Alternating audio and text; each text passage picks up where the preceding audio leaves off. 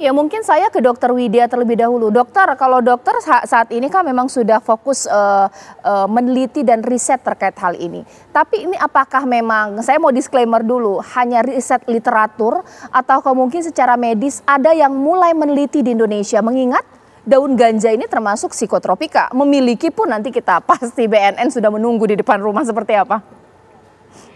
Saya akan mendaftar menjadi orang pertama untuk meriset jika ganja medis diketok palu legal di Indonesia. Oke. Jadi saat ini belum ada penelitian yang lebih detail karena terhambat dengan undang-undang bahwa ganja masih masuk dalam golongan 1 narkotik.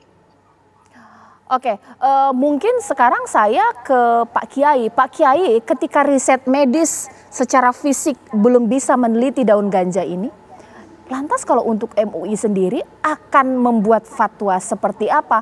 Ataukah mungkin istilahnya too good to be true dari MUI akan mengeluarkan fatwa mengingat agak sulit untuk menelitinya secara medis atau memanggil ahli dari luar?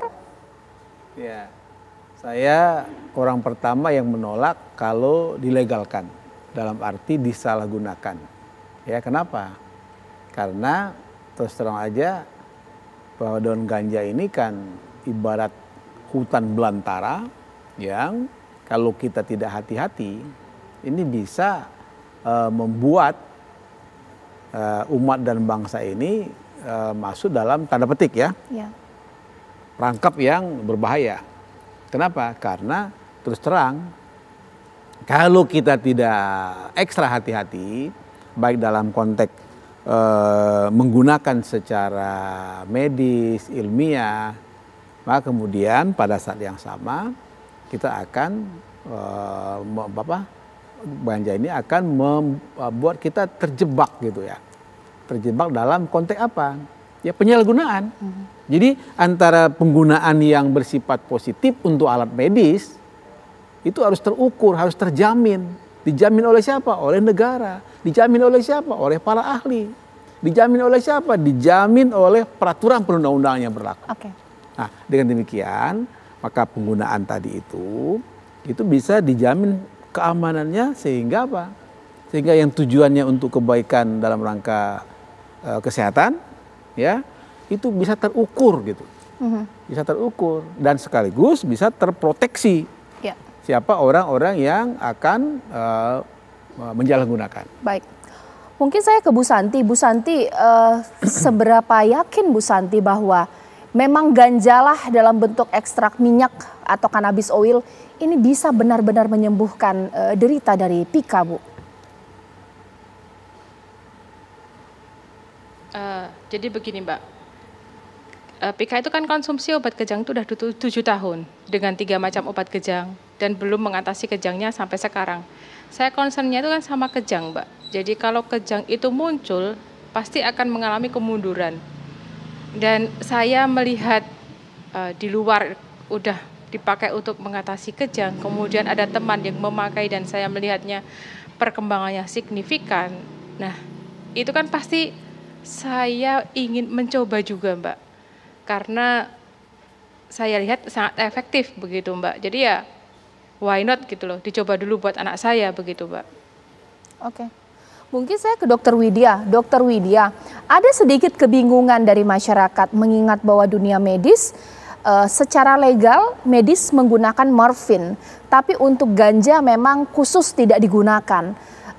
Mungkin bahkan pertanyaannya, karena sudah ada morfin, untuk apa dilegalkan ganja? Seperti apa Dokter Widya? Apakah ini perannya berbeda? Pertama, sebenarnya jika rokok bisa legal di suatu negara, karena ganja derajat ketergantungannya lebih rendah dari rokok, harusnya ganja pun bisa legal. Jadi jangankan dibandingkan dengan morfin, karena morfin itu adalah narkotik ya, dan memang digunakan sebagai obat pembunuh nyeri atau painkiller. Nah, kalau ganja, bagaimana cara bekerjanya sebagai painkiller? tadi sudah dijelaskan bahwa ada sistem endokannabinoid dalam tubuh kita, di mana jika kita menggunakan ganja pada orang-orang yang mengalami defisiensi sistem endokannabinoid tadi, dia seperti kunci dan anak kunci. Jadi langsung mengatasi masalah dari akar penyebabnya. Jadi mengatasi masalah tanpa masalah. Jadi ada perbedaan yang bermakna. Jadi kalau kita gunakan morfin hanya mengurangi gejala nyeri tanpa mengobati kausanya atau penyebabnya, tapi jika kita menggunakan ganja itu adalah dari akar penyebabnya. Oke. Nah, Dokter, soal mohon maaf saya morfin potong, berarti dokter tidak ada obat farmasi sintetik yang bisa menggantikan efektivitas ganja seperti itu?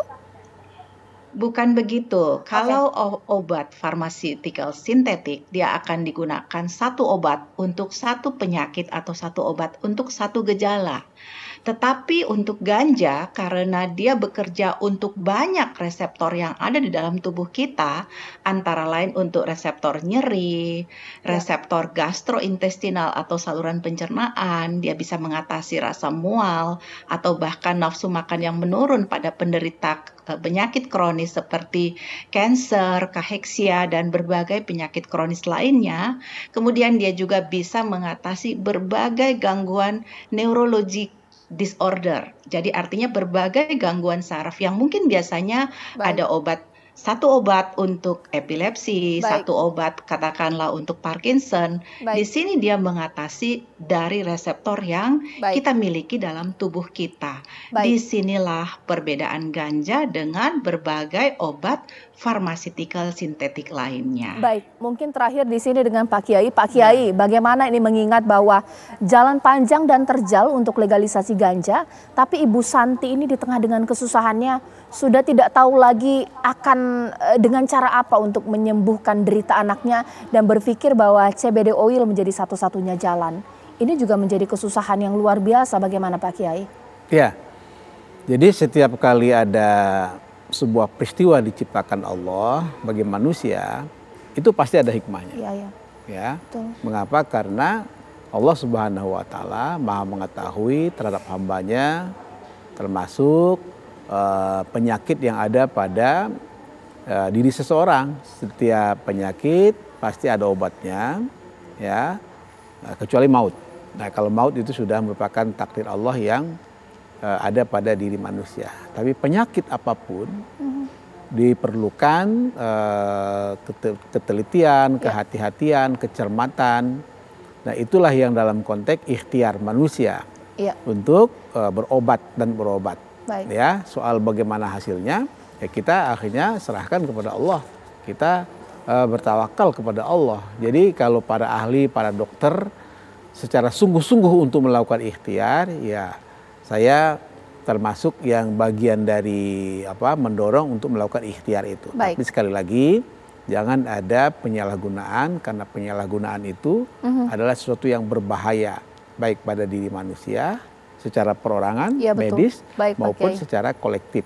Gitu. Ya, terakhir Ibu Santi, apa harapannya Ibu mengingat bahwa prosesnya ini akan menjadi sangat panjang Ibu karena kajiannya memang belum dimulai, seperti apa? Iya, saya tahu karena proses sesuatu untuk menjadi obat apapun itu, entah itu kunyit, entah itu jahe, entah itu apapun, pasti memerlukan riset dan penelitian yang mendalam. Apalagi ganja untuk sebagai obat medis yang selama ini pun masih banyak pro dan kontra. Tetapi tidak apa-apa, kami akan menunggu. Yang penting semoga prosesnya berjalan dengan baik, dengan lancar, dan tetap pada jalur yang benar, karena saya pun tidak ingin ada penyalahgunaan ganja. Jadi karena ini yang saya kejar pun hanya ganja sebagai obat medis, Pak, bukan ganja sebagai rekreasi. Jadi bukan sebagai ganja yang bisa didapatkan semua orang dengan gampang, tetapi ganja yang dipakai sebagai obat dengan takaran, dengan ukuran, dengan pengawasan yang ketat, dan diawasi oleh ahli-ahli dan dilindungi oleh undang-undang, Mbak. Begitu, Baik. Mbak. Terima kasih Bu Santi, mudah-mudahan apapun nanti hasil akhirnya ini yang terbaik untuk Pika dan juga Ibu. Pastinya terima kasih Dr. Widya, terima kasih Pak Kiai. Kita tunggu lagi bagaimana proses ini akan bergulir. Pemirsa, ini menjadi akhir Apa Kabar Indonesia Malam. Saya Cece Anissa mengucapkan terima kasih, selamat malam, sampai jumpa.